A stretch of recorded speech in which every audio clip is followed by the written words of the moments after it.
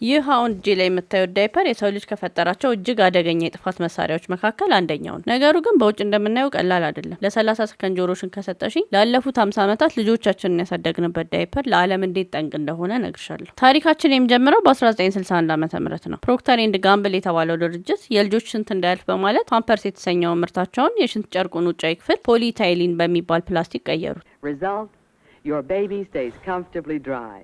Wonderful for baby and you. Pampers, the discovery that makes diapers old-fashioned. ኦልሞስት ከ10 ዓመት በኋላ ማለትም በ1970 ዓ.ም ደግሞ ጆንሰን ኤንድ ጆንሰን የእናቶችን ድካም ለመቀነስ አሁን የምናውቀውን ፖሊፕሮፓይሊን የተባለ የዳይፐር ማጣበቂያ ፕላስተር አስተዋወቀ። ትልቁ ጥፋት የመጣው ግን አሁንም ከ10 ዓመታት በኋላ በ1982 ዓ.ም ነበር። ሁሉም የዳይፐር አምራቾች አስቀድመው ይጠቀሙበት የነበረውን በቀላሉ የሚበሰብሰውን ውዱ ፓልፕን ትተው ሶዲየም ፖሊአክሪሌት ወይም ደግሞ ሳፕ የተባለ ኬሚካል መጠቀም ጀመሩ። ይህ ኬሚካል እርጥበትን የመምጠት ከፍተኛ አለው። ክብደት የለውም፣ ይዘት የለውም። በአጭሩ ለወላጆች ታምር ነበር። ሌላኛው ታምር ደግሞ ምን እንደሆነ ጠይቂ። ያን ቀን ምድር ቀስ በቀስ መሞት የጀመረችበት ቀን ነበር። ምክንያቱም እነዚህ ማቴሪያሎችና ኬሚካሎች በአንድ ላይ ሲደመሩ ዳይፐር ፍጹም ሊበሰብስ የማይችል ወይም ፐርማነንት ዌስት እንዲሆን አደረጉ። ብታምኑ ባታምኑ ዳይፐር ከተፈጠረ ጊዜ ጀምሮ በዳይፐር ያደጉ ልጆች የተጠቀሙባቸው ዳይፐሮች በሙሉ አሁንም ድረስ ሳይበሰብሱ በቆሻሻ መጣያ ቦታዎች ላይ ይገኛሉ። አንድ ዳይፐር ተበጣጥሶ መሬት ውስጥ ለመግባት ከ500 ዓመታት በላይ ይፈጅበታል። ሙሉ በሙሉ ወደ አፈርነት ለመቀየር ደግሞ